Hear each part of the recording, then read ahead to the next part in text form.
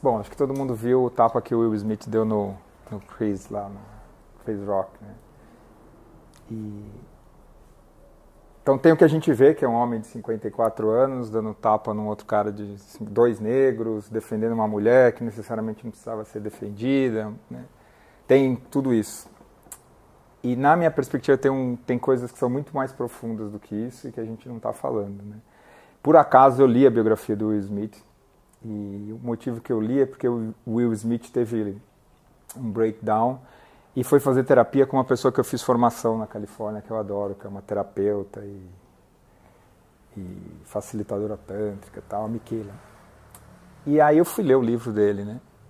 E o Will Smith, ele tem a narrativa de construção da personalidade dele é assim: o pai dele era alcoólatra quando ele era pequeno, e durante um bom tempo o pai chegava em casa e agredia a mãe.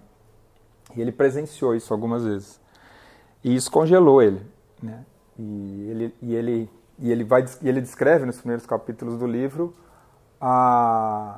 o quão ele se sentiu covarde. Ele se culpa, menino de 8, 9, 10 anos, se culpa por não ter defendido a mãe e impedido o pai de agredir a mãe. E aí, como ele mesmo se define, essa narrativa, ele colocou uma casca de humor para protegê-lo do sentimento e da culpa de ser covarde. E isso vira a narrativa dele, que trouxe ele com muito sucesso, né? Tudo que ele fez, obviamente, primeiro, né? Eu estou dando uma perspectiva, eu acho que a gente é muito mais complexo, tem muito mais camada, para quem acredita tem vida passada, tem uma série de outras coisas, mas eu estou dando uma perspectiva que é como a gente forma a personalidade nessa vida, nos primeiros anos de infância, e como isso é determinante para as escolhas que a gente faz no futuro. E, portanto, aí o Will Smith, o que ele se transforma? Se transforma nesse produtor de humor, né, que criou o rap e um monte de outras coisas. E a relação dele com as mulheres, ele tinha uma obsessão de ter família, ele casa com 18 anos, a primeira namorada que ele tem, ele casa. E os casamentos dele vão dando errado, porque ele é completamente obcecado em fazer tudo para aquela mulher como uma rainha. Na realidade, ele queria fazer aquilo para a mãe dele. E até que eles têm uma ruptura, ele e a Jada, que é essa mulher. Quem quiser, vale a pena ler o livro. Então, na minha perspectiva, tem emocionalmente, a dinâmica emocional que está ali é o menino de 9 anos que levanta e dá um tapa no pai que ele não teve coragem de dar para proteger a mãe dele. E o que acontece é que, para cada um de nós, essa dinâmica está presente o tempo todo. A gente registra no nosso sistema nervoso, no nosso sistema emocional, no nosso sistema de crenças, no nosso sistema psicoenergético, espiritual, a gente grava essas experiências e elas passam a se transformar no padrão. É o impulso imediato, reativo, pelo qual a gente se relaciona com a realidade. Goste a gente ou não, queira a gente ou não, toda vez que alguma coisa emerge, a primeira coisa que você vai ler é a partir desse bug no nosso software, né? E aí, para mim, cura terapêutica é a capacidade de refletir e se distanciar o suficiente para escolher outro tipo de comportamento. Não acho que tem cura nesse sentido, que a gente fica curado disso, porque isso está gravado no sistema nervoso, né? E para mim esse é o grande desastre que a gente tem e que a gente fala muito pouco dele. Todas as questões de violência, né? Por trás de todo violento tem uma criança ferida, né? Todos os desastres ambientais, sociais, de desigualdade, individuais, coletivos, estruturais, para mim, nascem da gente, né?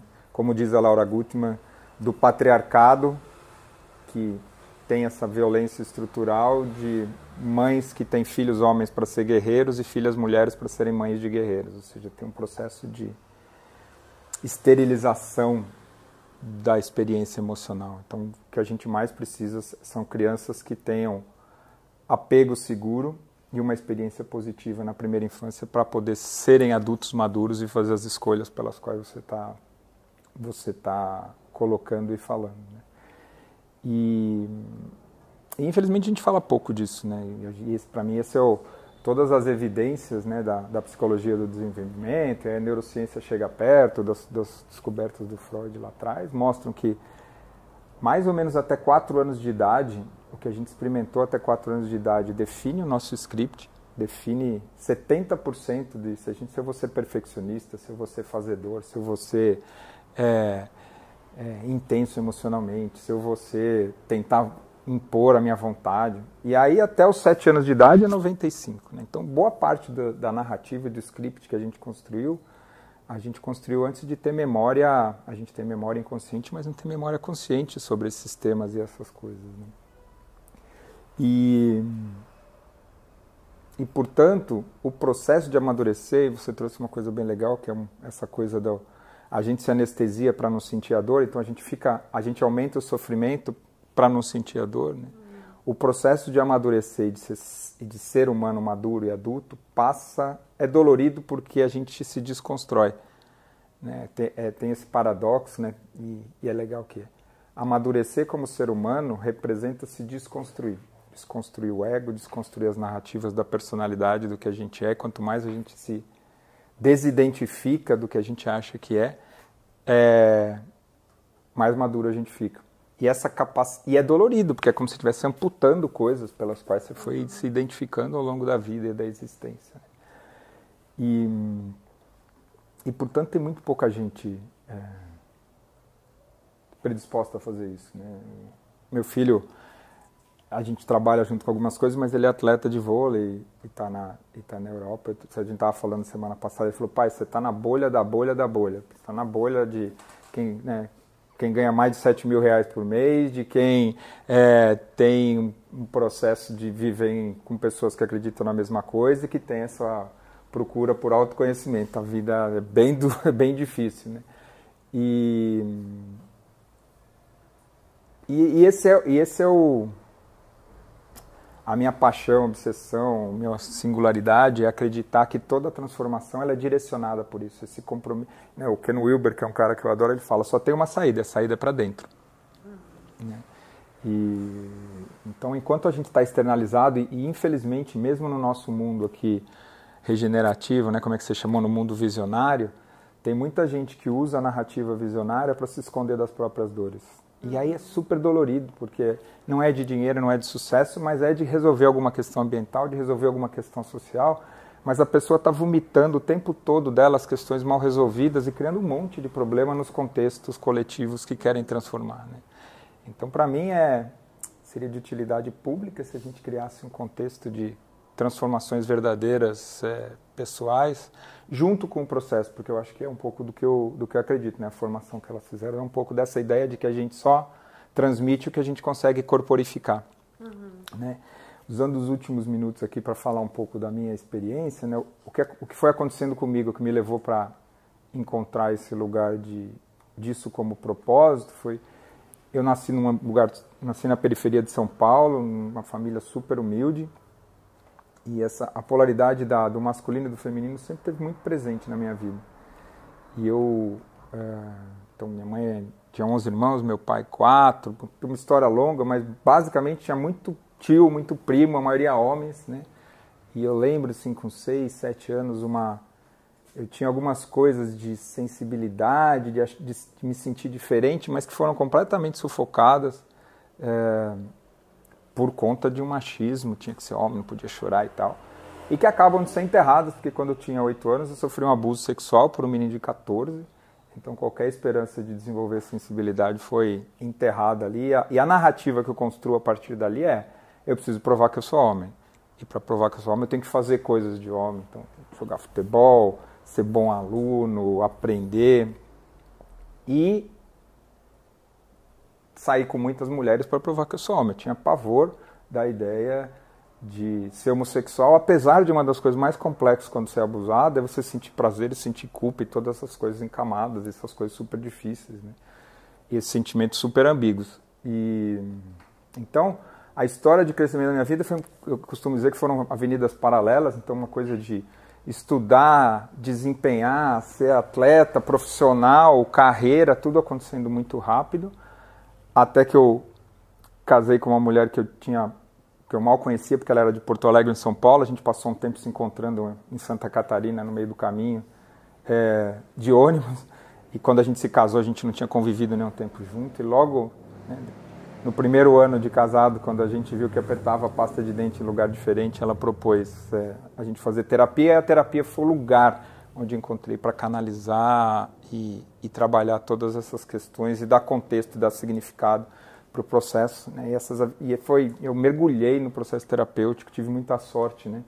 De começar com terapia em grupo, fazendo renascimento, respiração holotrópica e grupo de reparentalização. Logo assim, tinha 20 e poucos anos, já de cara, no primeiro mês de terapia, eu estava numa vivência de renascimento em Itanhaém, fazendo respiração.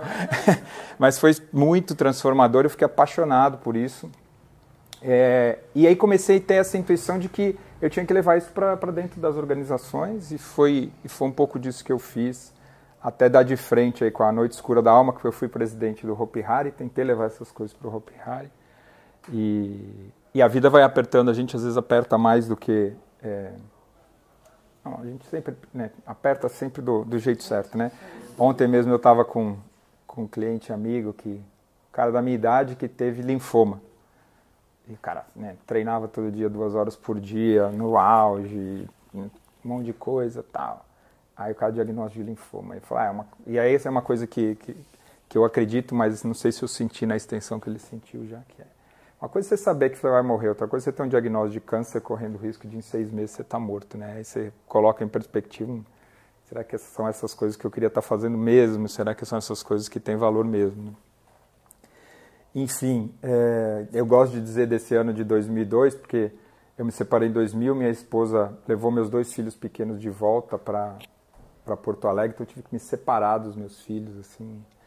E até curioso que eu sou super amigo do meu filho, teve o filme do Will Smith que ele ganhou, não sei se vocês viram, que o pai da...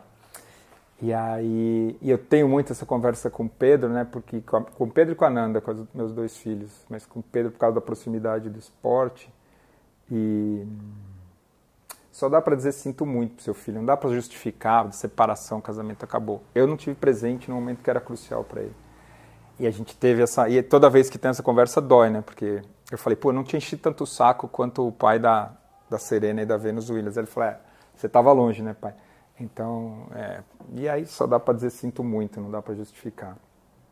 E, enfim, em fevereiro de 2002 acontece isso, em maio eu sou sequestrado mesmo, fui sequestrado, passei 2 dias em cativeiro, pagar resgate, fiquei acorrentado pela calça. Assim. Em novembro fui demitido do Hopi Hari. Um negócio que eu acreditava que eu queria fazer lá, um negócio de educação com entretenimento, transformar numa escola. Só que o dono era GP Investimentos, né? Os caras da 3G, eles não estavam muito interessados nisso. Mas isso me arremessou nesse lugar de reflexão, né? De encostar na Noite Escura da Alma. E aí que eu escolhi essa ideia de trabalhar por um propósito de trazer espiritualidade e consciência para as organizações. Você falou um negócio que no começo eu não sabia disso, tinha uma ilusão, mas eu concordo completamente. Meu propósito é um total fracasso. Em 20 anos as organizações não estão melhores do que elas estavam. E provavelmente eu vou morrer sem ver as organizações mais conscientes. Mas o que eu aprendi que é muito legal nessa história é que o efeito colateral é mais importante que o objetivo, né?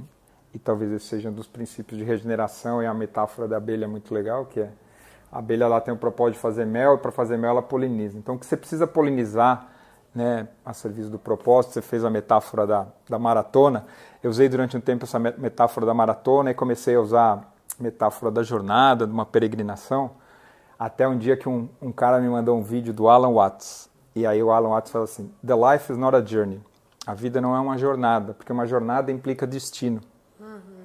E ele fala, a vida é mais parecida com uma música ou um espetáculo de dança. O compositor não compõe uma música pensando no final. E você também não ouve e fala, não quero chegar no final. Você ouve cada acorde da música. Você não vê o espetáculo de dança falando, não, quando é que vai ser Pelo contrário, né? Cada espetáculo de dança, quando tem aqueles movimentos espetaculares, você fala, nossa, já foi, eu quero continuar vendo isso, e já tem outro, né? Então é mais ou menos esse encantamento com a vida que deveria ser essa nossa qualidade de presença em relação a tudo que emerge, em relação ao nosso encantamento com a vida. Então, só para terminar aqui, eu acho que era essa primeira bate-bola de reflexão, de colocar esse processo interno, esse compromisso que nunca acaba de transformação pessoal como um grande habilitador para produzir futuros desejáveis, possíveis e regenerativos.